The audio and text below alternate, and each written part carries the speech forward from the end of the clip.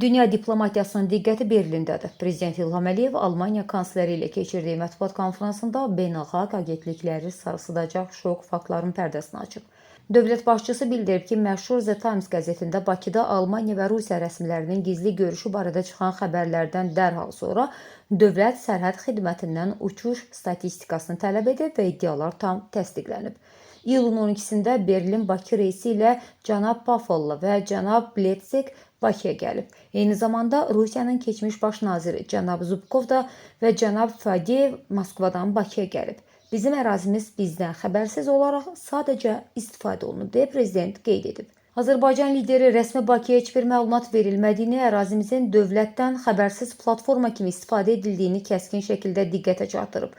Bununla belə Əliyev əlavə edib ki, əgər bu gizli dialoq Ukraynadakı qanlı müharibənin dərhal dayandırılmasına və bölgədə sülhün təmin olunmasına xidmət edəcəksə, Azərbaycan bunu yalnız alqışlayır.